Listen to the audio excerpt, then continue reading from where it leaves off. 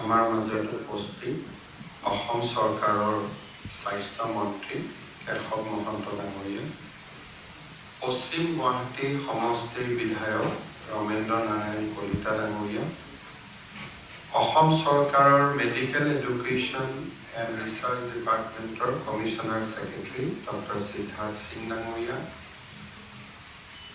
B Barua cancer ইনষ্টিটিউটৰ director doctor Bibhuti Bhushan Borthakur ডাঙৰীয়া, প্ৰাক্তন সঞ্চালক ডক্টৰ কটকী ডাঙৰীয়া, উপস্থিত চিকিৎসক মণ্ডলী আৰু আমাৰ সভাত উপস্থিত সুধীবৃন্দ। Doctor B Barua cancer institute অসমৰ কৰ্কট ৰোগ চিকিৎসাৰ ক্ষেত্ৰত এখন অগ্ৰণী প্ৰতিষ্ঠান। অসমতে নহয়, পূৰ্ব ভাৰতৰ ভিতৰতে এই কেঞ্চাৰ চেণ্টাৰটোৰ এটা বিশেষ ভূমিকা আছে আৰু বহু হেজাৰ হেজাৰ আৰ্তজনে ইয়াৰ পৰা চিকিৎসা পাইছে, কৰ্কট ৰোগৰ পৰা মুক্তি হৈছে। সময়ৰ লগত খাপ খাই এই প্ৰতিষ্ঠানখন বহু আগু বাঢ়িছে আৰু এটা এক প্ৰকাৰ ক'ব গ'লে এমুঠি মানুহৰ প্ৰচেষ্টাত আগবঢ়াই শিক্ষানুষ্ঠানখন অসম চৰকাৰ, উত্তৰ পূব পৰিষদ আগবাঢ়ি গৈ গৈ আজি ভাৰত চৰকাৰৰ এখন অগ্ৰণী শিক্ষানুষ্ঠানত, অগ্ৰণী অনুষ্ঠানত পৰিণত হৈছে। অসম চৰকাৰে বি বৰুৱা কেঞ্চাৰ ইনষ্টিটিউটৰ অগ্ৰগতি আৰু ইয়াৰ বিকাশক সদায় প্ৰাথমিকতা দি আহিছে। 2007 চনৰ পৰা ৰাজ্যৰ স্বাস্থ্য মন্ত্ৰীৰ মই দায়িত্বত আছিলোঁ 2 বছৰ আগলৈকে, আৰু ইয়াৰ প্ৰত্যেকটো ডেভেলপমেণ্ট বা বিকাশৰ মোৰ সাক্ষী হোৱাৰো সৌভাগ্য হৈছে। এটা সময়ত 4 মাহলৈকে ৰেডিয়েশ্যনৰ ৱেইটিং লিষ্টত থকা ৱেইট লিষ্ট এতিয়া কমি 2 সপ্তাহ 3 সপ্তাহত আহি পৰিছে আৰু 4টাকৈ লিনিয়াৰ এক্সেলেটৰ ইয়ালৈ আহিব। ৱেইটিং পিৰিয়ডসমূহ কমি আহিব আৰু তাৰ লগতে বিভিন্ন নতুন উপায়েৰে কৰ্কটৰ চিনাক্তকৰণ আৰু ট্ৰিটমেণ্টৰ বিভিন্ন নতুন ইনোভেশ্যনসমূহো বি বৰুৱা কেঞ্চাৰ ইনষ্টিটিউটত আজি আৰম্ভ হৈছে। বি বৰুৱা কেঞ্চাৰ ইনষ্টিটিউটৰ ফালৰ পৰা আমাক এটা ৰিকুৱেষ্ট কৰিছিলে যে পেট চিটি এটা অসম চৰকাৰে আগবঢ়াব লাগে, আৰু আজি পেট চিটিটো ৰাজ্য চৰকাৰে আগবঢ়োৱা 13.15 কোটি টকাৰে পেট চিটিটো আজি সংস্থাপন হৈছে। সঁচাকৈ আমি গৌৰৱ অনুভৱ কৰিছোঁ। ৰোগীসকলক ই নিশ্চয় বহু পৰিমাণে সকাহ দিব আৰু পেট চিটিৰ প্ৰয়োজনীয়তা সম্পৰ্কে ইতিমধ্যে ডক্টৰ বৰঠাকুৰে আমাক সকলোকে অৱগত কৰিছে, আৰু ইয়াত যিহেতু আমি কেঞ্চাৰ ৰিলেটেডে গোটেই মানুহখিনি উপস্থিত আছোঁ, গতিকে আমি সকলোৱে তাক অনুভৱ কৰিব পাৰোঁ। PM ডিভাইন আঁচনি আৰু DAE আৰু কিছু আমাক সহায় কৰিব আগবাঢ়ি আহিছে।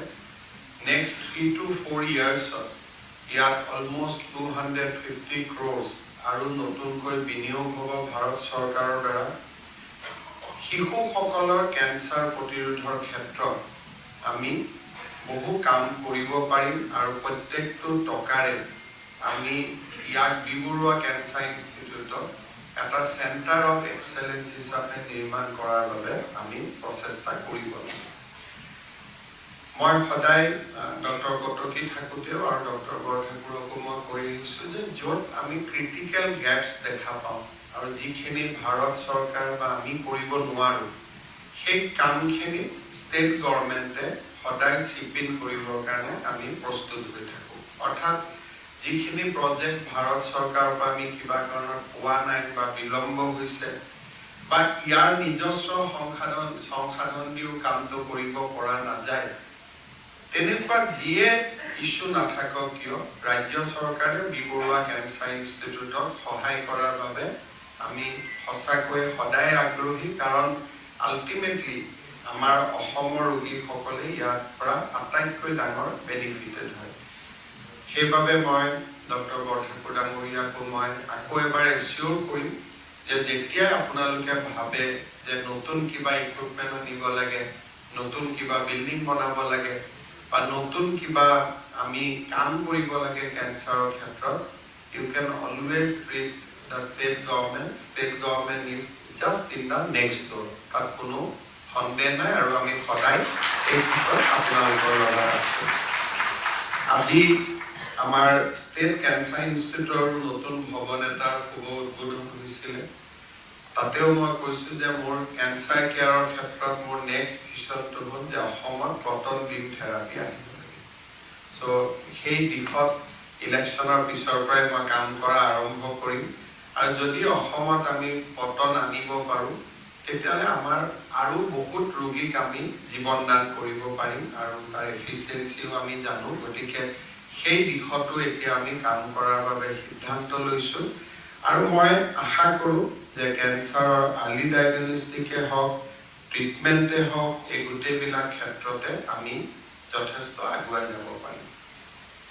বি বৰুৱা কেঞ্চাৰ ইনষ্টিটিউটৰ নেক্সট ড'ৰত প্ৰাগজ্যোতিষ মেডিকেল কলেজ হৈ আছে। অহা বছৰ আমি তাক আৰম্ভ কৰিম। It is about to complete, কাম বন প্ৰায় সমাপ্ত হৈছে আৰু মই ভাবোঁ যে বি বৰুৱা কেঞ্চাৰ ইনষ্টিটিউট আৰু প্ৰাগজ্যোতিষ মেডিকেল কলেজৰ মাজত একাডেমিক পাৰ্টনাৰশ্বিপ এটা হ'লেও আমি একাডেমিকেলিও বহুত নতুন নতুন কাম হাতত ল'ব পাৰিম। ষ্টুডেণ্টসকল বেনিফিট হ'ব, ৰিচাৰ্চৰ ক্ষেত্ৰতো আমি যথেষ্ট কাম কৰিব পাৰিম। পুনৰ এবাৰ মই বি বৰুৱা কেঞ্চাৰ চিকিৎসালয় কৰ্কট ৰোগ প্ৰতিষ্ঠানৰ সকলোকে বহুত বহুত ধন্যবাদ জনাইছোঁ। আৰ্তজনৰ বাবে কৰি অহা সেৱাৰ বাবে সকলোৰে শলাগ লৈছোঁ আৰু অনাগত দিনতো কেঞ্চাৰ নিৰাময়ৰ বাবে আমি কাম কৰি যাম, তাক আমি আশা কৰিছোঁ। মই ভাবোঁ যে কেতিয়াবা সময়তকৈ আগত আমি থকা উচিত। যোৱা দুই এটা দিনত মাজে মাজে বাতৰি কাকতত মই পঢ়িব পাই আছোঁ যে ৰাছিয়াত কেঞ্চাৰ ভেকচিনৰ বহুত কাম হৈ আছে, it is in the last stage. কিমান মই নাজানো। ভাৰত চৰকাৰে এইবাৰ চাৰ্ভাইকেল কেঞ্চাৰৰ ভেকচিনত মেইন ষ্ট্ৰিমিং কৰিব খুজিছে, যে ভেকচিনেশ্যন প্ৰগ্ৰেমৰ ইয়াক পাৰ্ট কৰিব খুজিছে। চ' যথেষ্ট প্ৰচেষ্টা সকলো ফালতে আৰম্ভ হৈছে আৰু আমি being the pioneer institute, being the most important institute, কেনেকে কেঞ্চাৰ নিৰাময়ৰ ক্ষেত্ৰত আমি আৰু প্ৰভাৱশালী ব্যৱস্থা ল'ব পাৰোঁ তাৰ ক্ষেত্ৰত বি বৰুৱা কেঞ্চাৰ ইনষ্টিটিউটে আমাক সময়তকৈ আগত ৰাখক, তাকে মই কামনা কৰি মই মোৰ বক্তব্য সামৰণি মাৰিছোঁ।